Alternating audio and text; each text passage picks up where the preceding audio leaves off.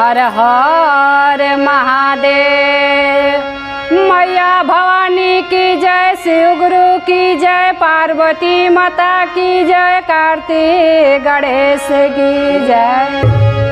एक बार प्रेम से बोली शंकर भगवान की जय। हर हर महादेव, हर हर महादेव, हर हर महादेव। ताई जा गुरु बहिना, हम शोभा यादव शोभा लोकगीत चैनल के माध्यम से आप सबके गोड़ छू के गोड़ लागतनी।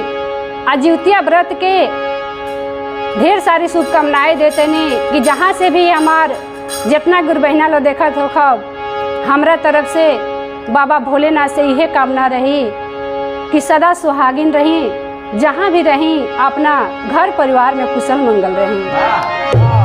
तो देखी ए गुरु बहिना, बड़ा सुंदर गीत के भाव लागल बाटे, बड़ा एगो दर्द भरा कथा हम जितिया माता के आप सबके बीच में डालत हनी। हमार कथा कैसा लागल आप लोग एक बार प्यार से कमेंट में हर हर महादेव लिखब और वीडियो का लाइक शेयर सब्सक्राइब करब। तो देखी एगो गांव में एगो बुढ़िया माता रहत रहली। देखी एगो बुढ़िया माता रहत रहली आ उनकर दूगो पतोह रहलो। दोनों पतोह के एक समान दुलार प्यार आशीर्वाद देत रहली।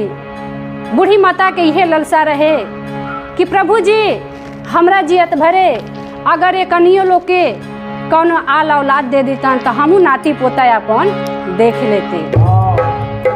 तो देखिए गुरु बहिना, कुछ समय बीतला के बाद बड़की पतोह के प्रभु जी दूगो औलाद देहने। घर में बड़ा खुशी भइल। देखिए आ छोटकी पतोह के प्रभु जी अभी कुछ ना देले रहनी। तो देखी यही भादो के महीना में जितिया माता के उनकर सासू माँ व्रत कैली। जब उनकर सासू माँ व्रत कैली तो कहली अपना बड़की पतोहा से के बहू तू जितिया माई के व्रत कर। तो देखी गुरु बहिना, बड़की पतोहा के तो कह दिली, लेकिन छोटकी पतोहा के एको बार ना कहली कि हाँ बहू तू जितिया माता के व्रत रह जा। जब बहू सुनली बात तो बड़ा उनका मन में कष्ट भइल। सुबह जब भइल तो सास माँ आ बड़ी पतोह जितिया व्रत उपवास रह गइलो।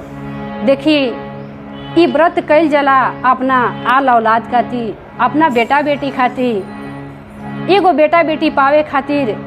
देखी वो छोटकी बहू का करत रही, कैसे प्रभु जी से उनकरा दर्शन भइल बा। जब दोनों सास पतोह देखी सांझ के टाइम भइल बटे आ गंगा तट पर जाता लो नहाए खातिर। देखी गंगा तट पर जाइल जाला तो पूजा पाठ कइल जाला, जितिया वाहन के गोहरावल जाला, गंगा माता से दो गोहरावल जाला। जब ओइजा जाता लो, जब रस्ती में बालो तले देखा तालो कि छोटकी पतोह पीछा पीछा आवत रही।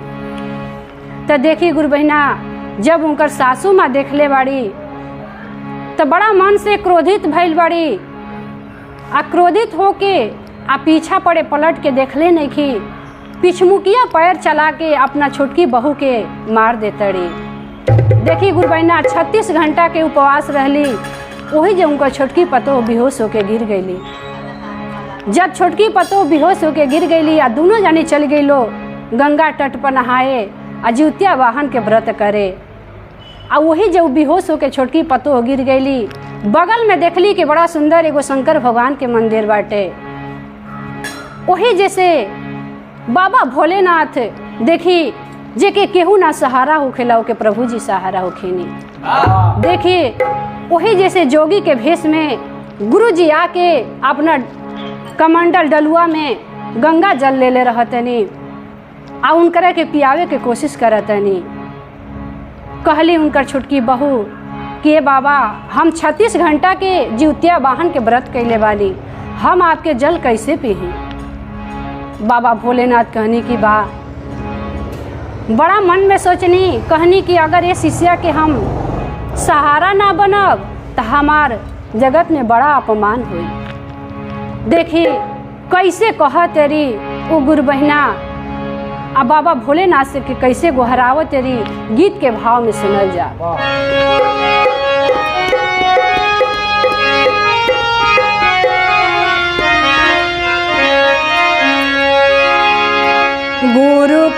चरनिया धई के रोवेली बझनिया हो सुनले अरजिया गुरुजी अरे हमारो बचनिया हो सुनले अरजिया गुरुजी हमारो बचनिया हो सुनले अरजिया गुरुजी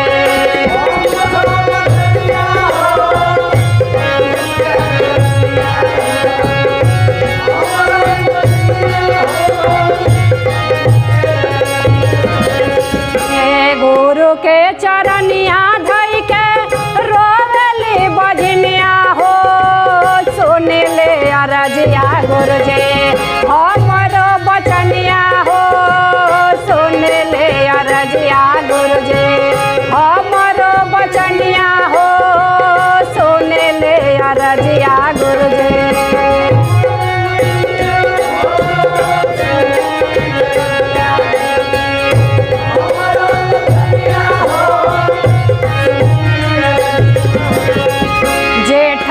हमार सासू मार तरी तनवा हो गंगा जी के घटिया करसू गंगा के पूजनवा हो गंगा जी के घटिया करसू गंगा के पूजनवा हो गंगा जी के घटिया करसू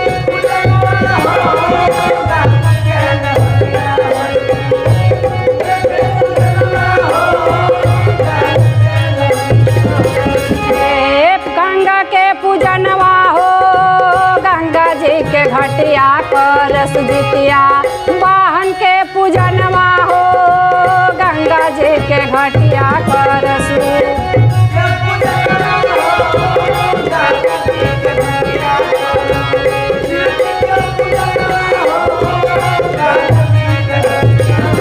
आखिया के लोरावा से भीजला चरवा हो कैसे करे गुरुजी गंगा मैया के पूजनवा हो कैसे करे गुरुजी जितिया वाहन के पूजनवा हो कैसे करे गुरुजी जितिया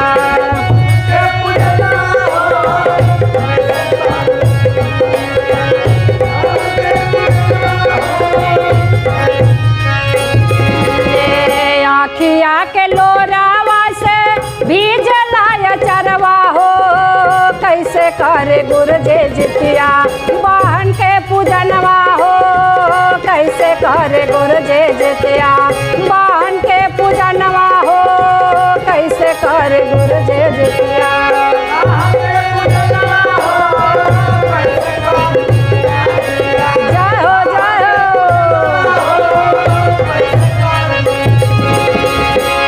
गुरु के चरनिया धई के रोवेली बजनिया हो सुनले अरजिया गुरुजी हमारो बचनिया हो सुनले अरजिया गुरुजी हमारो बचनिया हो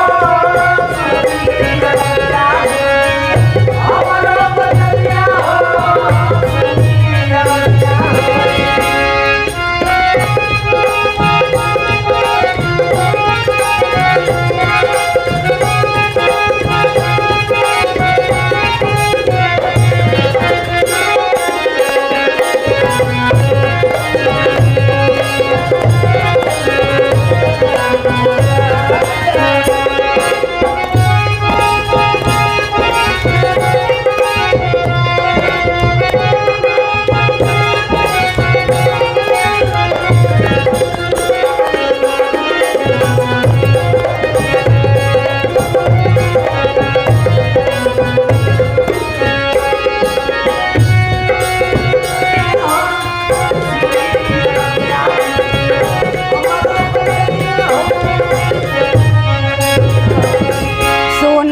कि देव में देव महादानी हो जोगिया के भेसवा दरसा देहनी तेर पुरारी हो जोगिया के भेसवा दरसा देहनी तेर पुरारी हो जोगिया के भेसवा दरसा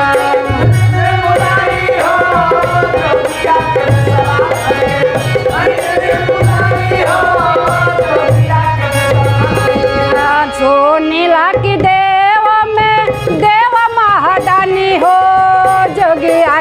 भेसवा दर्शन दिहने तेर पुरारी हो जोगिया के भेसवा दर्शन दिहने तेर पुरारी हो जोगिया के भेसवा दर्शन। जय हो जय हो। देखिए गुरु बहिना इतना बात जब बाबा भोलेनाथ सुनले बानी तो कहले बानी कि शिष्या अब से तू अपना घरे जा। आ देखी वही जैसे जब लौट के घरे आयल बड़ी तो उनकर सासू माँ कहले बड़ी कि देखो 24 घंटा तारा घर से बहरी सुते के बाटे जौले हमनी के जीवतिया व्रत टूट ना जाई तौले तारा बहरी सुते के बा घर के अंदर नइखे आवे के। देखी बहरी जब सुतल बाड़ी आ जब रात भइल बाटे 12 बजल बा तब बाबा भोलेनाथ कैसे दर्शन देले बानी तो का कहत रे गुरु बहिना कैसे कहत रे गीत के भाव लागल बा। अरे कमास बीतले दूसर मास बीतले हो तीसर मास दिहले गुरुजे गोदी में ललनवा हो तीसर मास दिहले गुरुजे गोदी में ललनवा हो तीसर मास दिहले गोदी में ललनवा हो तीसर मास कमास बीतले दूसर मास बीतले हो तीसर मास दिहले गुरुजे गोदी में ललनवा हो तीसर मास दिहले गुरुजे गोदी में ललनवा हो तीसर मास दिहले गोदी में ललनवा हो तीसर मास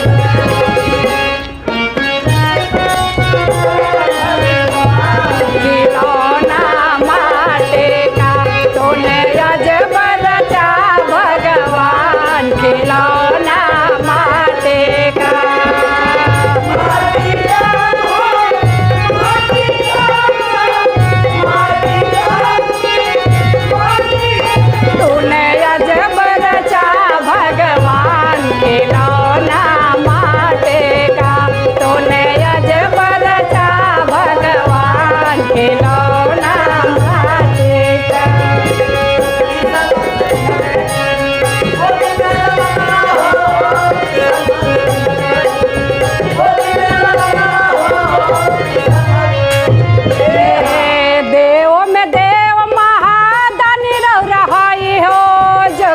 के भेसवा दर्शन देहने तेर पुरारी हो जोगा के भेसवा दर्शन देहने तेर पुरारी हो जोगिया के भेसवा दर्शन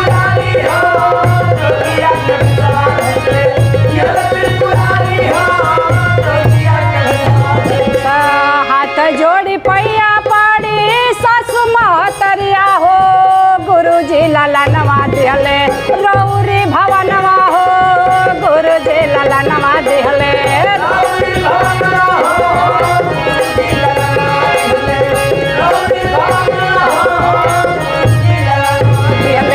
हाथ जोड़ी पैया पड़ी जखनी हमार हो गुरुजी ललनवा दिहले तोहरी भवनवा हो गुरुजी ललनवा दिहले तोहरी भवनवा हो गुरुजी ललनवा दिहले